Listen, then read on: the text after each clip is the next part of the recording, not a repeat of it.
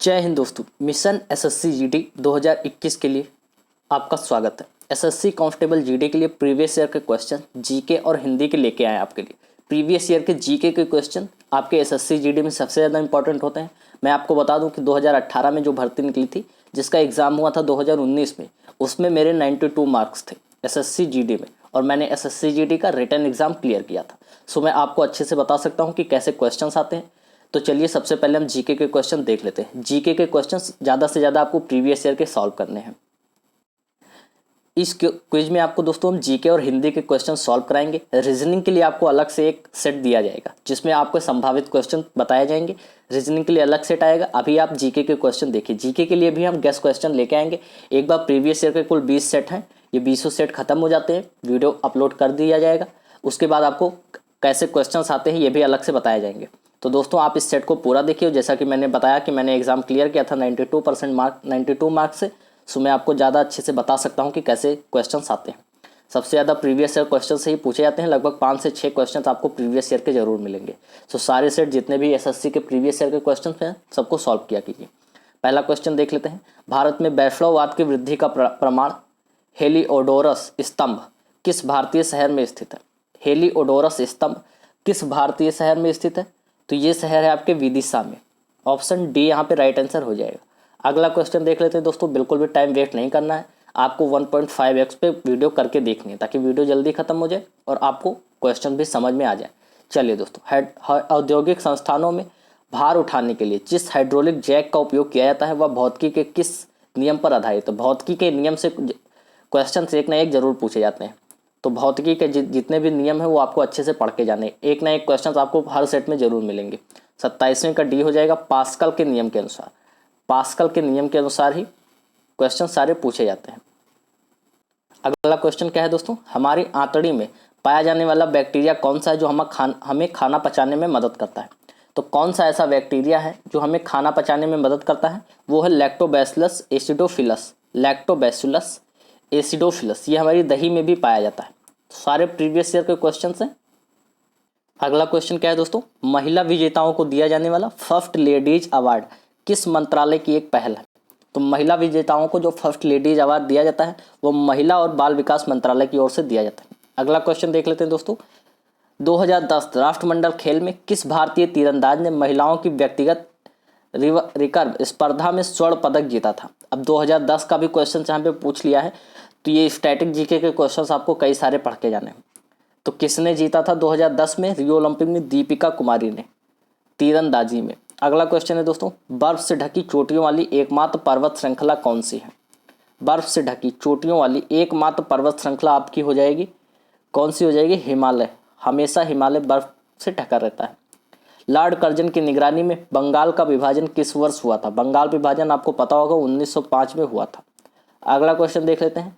पुस्तक the India of my dream, पुस्तकों से संबंधित एक क्वेश्चन जरूर पूछे जाते हैं, पुस्तकों के लेखक से संबंधित। एक ना एक क्वेश्चन आपको हर सेट में मिलेगा। मैं बता रहा हूँ, जिस तरह से मैं बताता हूँ उस तरह से अगर आप स्ट्रेटजी फॉलो करते हैं तो आपके काफ़ी अच्छे मार्क्स आ सकते हैं। चलिए दोस्तों, सबसे पहले तो आपको प्रीवियस ईयर के जितने भी सेट मिलते हैं सारे देख लेने हैं। बिल्कुल एक भी सेट छोड़ना नहीं है, क्योंकि 5 से 6 क्वेश्चन डायरेक्ट प्रीवियस ईयर से पूछे जा सकते हैं और ज़्यादा भी हो सकते हैं। किसी किसी सेट में 10 क्वेश्चन तक पूछ लिए गए थे, तो आपको सारे अच्छे से कवर करने। पुस्तक the India of my dreams के लेखक कौन है? The India of my dreams के लेखक कौन है? तो ये लेखक हैं आपके महात्मा गांधी। महात्मा गांधी। अगला क्वेश्चन है। नोरगम नोंगकर्म नृत्य उत्सव किस भारतीय राज्य में मनाया जाने वाला एक पारंपरिक नृत्य उत्सव है? नोंगकर्म उत्सव किस भारतीय राज्य में मनाया जाता है? तो ये मनाया जाता है आपका मेघालय में। ऑप्शन सी राइट आंसर हो जाएगा। भारतीय संसद में दिवालिया और दिवालियापन संहिता विधेयक किस वर्ष पारित किया गया था? दिवालिया क्या होता है दोस्तों?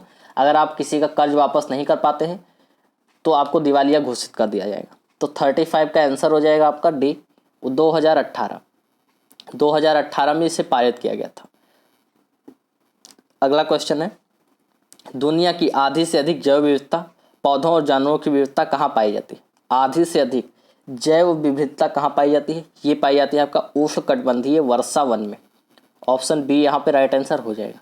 मज्म उल बहरैन पुस्तक लिखने वाला मुगल वंश का कौन था? मज्म उल बहरैन मज्म उल बहरैन पुस्तक किसने लिखी थी? ये लिखी थी आपकी दारा शिकोह ने। ऑप्शन सी यहाँ पे राइट आंसर हो जाए। भारतीय संविधान में मौलिक अधिकारों की अवधारणा को निम्नलिखित में से किस देश के संविधान से लिया गया है?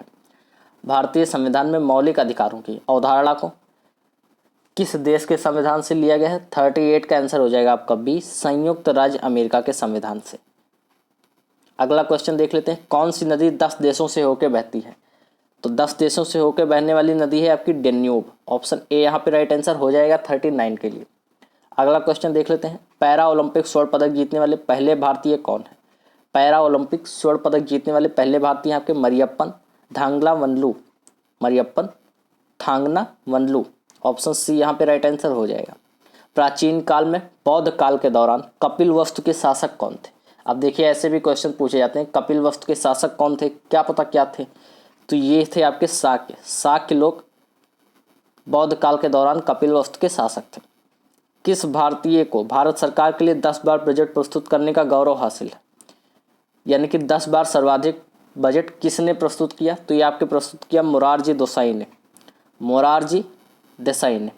यदि किसी देश में बजट घाटा है और यह स्थिति लंबे समय तक बनी रहती है तो इसका परिणाम क्या होगा? द प्लेटफॉर्म बुक के सारे सेट हैं दोस्तों। यदि किसी देश में बजट घाटा है और वह स्थिति लंबे समय तक बनी रहती है तो इसका परिणाम क्या होगा? इसका परिणाम क्या होगा दोस्तों? इसके लिए ऑप्शन देख लेते हैं। तो इसका परिणाम हो जाएगा आपका बढ़ता कर्ज। भारतीय खाद्य निगम FCI की स्थापना, ये कई सारे सेट में पूछा गया था, FCI की स्थापना कब की गई?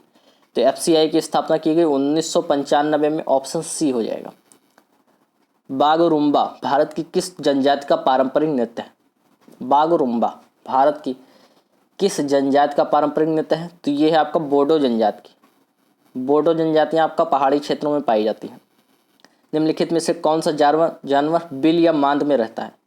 तो बिल में रहने वाला जानवर इनमें से कौन सा है? खरगोश है आपका। ये तो सरल सा क्वेश्चन है। विश्व में किस देश की साक्षरता दर सबसे अधिक है? सबसे अधिक साक्षरता दर वाला देश कौन सा है?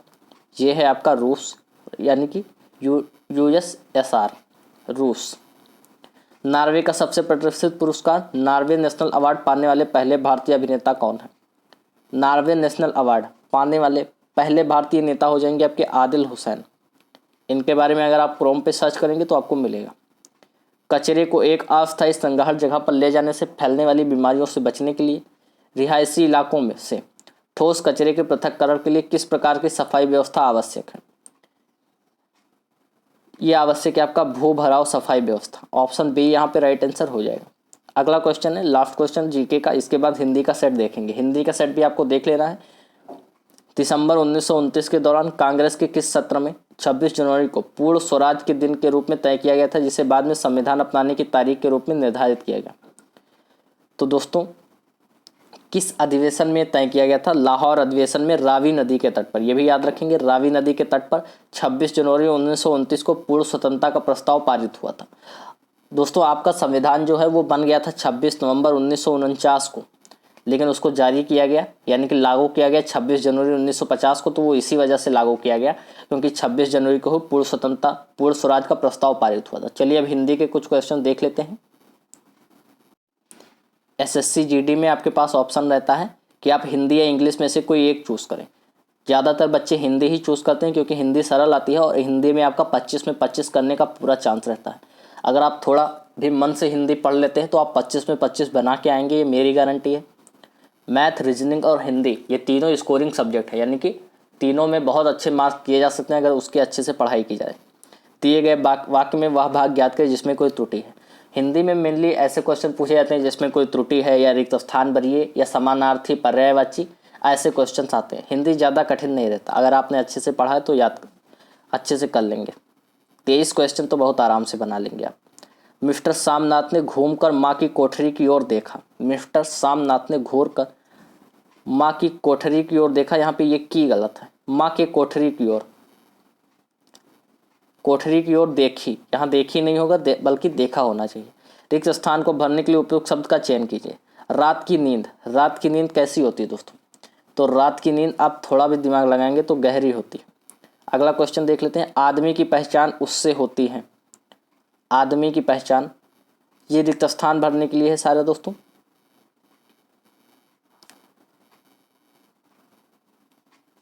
चलिए हम यहाँ से क्वेश्चन देखेंगे। वो एक पैसेज था, उस पैसेज में आपको रिक्त स्थान भरना था, वो पैसेज ज़्यादा लंबा हो जाता, इसमें ना आता।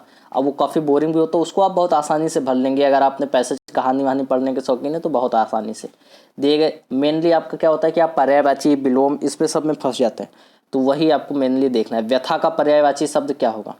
व्यथा का पर्यायवाची शब्द हो जाएगा आपका पीड़ा। ऑप्शन बी यहाँ पे राइट आंसर हो जाएगा। जूतियाँ चटकाना मुहावरे का क्या अर्थ है? जूतियाँ चटकाना मुहावरे का क्या अर्थ है? तो जूतियाँ चटकाना मुहावरे का अर्थ है व्यर्थ इधर उधर घूमना। मुहावरे भी कुछ भूल लिए जाते हैं जो कि जल्दी नहीं पढ़े हुए होते। रिक्त स्थान को भरने के लिए कालिदास कवियों की में को या पर, तो दोस्तों कालिदास कवियों में श्रेष्ठ हैं। कवियों का एक कम्युनिटी है, उसमें से सबसे श्रेष्ठ कवि हैं कालिदास। वह भाग याद करें जिसमें कोई त्रुटि है। डॉक्टर अब्दुल कलाम और मिसाइल एक दूसरे के पूरक हो गया है। हो गया है नहीं होगा दोस्तों, एक दूसरे के पूरक हो गए हैं, ऐसा होना चाहिए। अगला क्वेश्चन है, विलोम शब्द चुनना है तरुण का। तरुण का विलोम शब्द हो जाएगा आपका सी, वृद्ध। तरुण का मतलब होता है जो यंग पर्सन है, और वृद्ध का मतलब जो ओल्ड पर्सन है, यानी कि थोड़ा बूढ़ा है। किसान गगन की ओर निहार रहे हैं, तो गगन की जगह पे पर्यायवाची क्या हो जाएगा गगन के लिए? तो गगन के लिए आप सभी को पता होगा आकाश की ओर निहार रहे हैं। रेखांकित खंड को प्रतिस्थापित करने के लिए विकल्प का चयन करना है। मैं इस कृपा के लिए उपकृत हूँ, तो मैं इस कृपा के लिए आपका कृतज्ञ हूँ, ये हो जाएगा। कृतज्ञ का मतलब आभारी हूँ या कर्जदार हूँ। चलिए दोस्तों, विलोम शब्द चुनना है तम का। तम का विलोम शब्द क्या चुनना है? तो तम का हो जाएगा आपका प्रकाश। तम क्या होता है? अंधेरा। उस बालक को पिटते देखकर मेरा हृदय पिघल गया, तो यहाँ पिघल गया के लिए सही शब्द क्या यूज कर सकते हैं हम? पिघल गया क्या हो जाएगा? द्रवित हो गया। उस बालक को पिटते देखकर मेरा हृदय द्रवित हो गया। दिए गए वाक्यांश के लिए एक शब्द ज्ञात कीजिए जिसकी आयु लंबी हो। तो जिसकी आयु लंबी होती है वो दीर्घायु होता है, जिसकी आयु कम होती है वो अल्पायु होता है। याद रखेंगे। अगला क्वेश्चन देख लेते हैं। दिए गए वाक्यांश के लिए एक शब्द दीजिए। दिए गए वाक्यांश के लिए एक शब्द दिया है नीचे लिखी हुई। तो नीचे लिखी हुई को क्या कहते हैं दोस्तों? निम्नलिखित। सभी को पता होगा निम्नलिखित। दिए गए शब्द के पर्यायवाची का चयन करना है। केशव। केशव का पर्यायवाची क्या हो जाएगा? केशव का पर्यायवाची हो जाएगा आपका गोपाल। क्या हो जाएगा दोस्तों? गोपाल। याद रखेंगे केशव का पर्यायवाची। तोता कहाँ उड़ रहा है? तो तोता आकाश पे उड़ेगा। सीधी सी बात है। देखिए ऐसे सरल सरल क्वेश्चन रहते हैं। सही वर्तनी वाले शब्द का चयन करना है। 96 में कौन सी वर्तनी सही है एक बार आपको देख के बतानी। तो यहाँ जो दुःस्वप्न लिखा हुआ है ये सही है। इसमें भी 97 में भी सही वर्तनी वाले शब्द का चयन करना है। 97 में देख के बताइए कौन सा सही है दीर्घ श्वास के लिए? ऑप्शन सी सही है, दीर्घ श्वास के लिए। अगला क्वेश्चन देख लेते हैं। उस विकल्प का चयन कीजिए जो मुंह फुलाना का अर्थ प्रस्तुत करता है। तो मुंह फुलाना का अर्थ क्या होता है दोस्तों? आप प्रसन्न होना। आप सूजन आना, मुंह में हवा भरना, ना मुंह सूजन तो होगा नहीं। आप प्रसन्न होना ही होता है, मुंह फुलाए बैठे हैं। दिए गए वाक्य का वह अभ्यास कीजिए। आप लोग भी हमसे मुंह फुलाए बैठे हैं, चैनल सब्सक्राइब नहीं कर रहे हैं, तो एक बार अगर आपने मुंह नहीं फुलाया हुआ है तो चैनल सब्सक्राइब कर लीजिए। दिए गए वाक्य का वह अभ्यास ज्ञात करें जिसमें कोई त्रुटि है। हमारे प्रदेश का सबसे पुरानी और प्रसिद्ध राष्ट्रीय उद्यान कहाँ है? सबसे पुराना यह होना चाहिए, सबसे पुराना और प्रसिद्ध राष्ट्रीय उद्यान। रिक्त स्थान को भरने के लिए उपयुक्त शब्द का चयन कीजिए। तुम्हें रोटी खानी है या चावल खाने हैं? तुम्हें रोटी खानी है या फिर चावल खाने हैं? तो इस तरह से सारे प्रश्न जीके और हिंदी के यहीं पे समाप्त होते हैं दोस्तों। आपको रीजनिंग, हिंदी और जीके के अलग अलग यानी कि गेस्ट क्वेश्चन भी दिए जाएंगे। सो चैनल को सब्सक्राइब करके चैनल से जुड़े रहिए, आपकी तैयारी बहुत अच्छी होगी। जब तक कि फॉर्म निकलेगा, पेपर होगा, तब तक आपकी तैयारी बेहतर हो जाएगी, इसलिए चैनल से जुड़े रहिए, तैयारी करते रहिए। जय हिंद, जय भारत।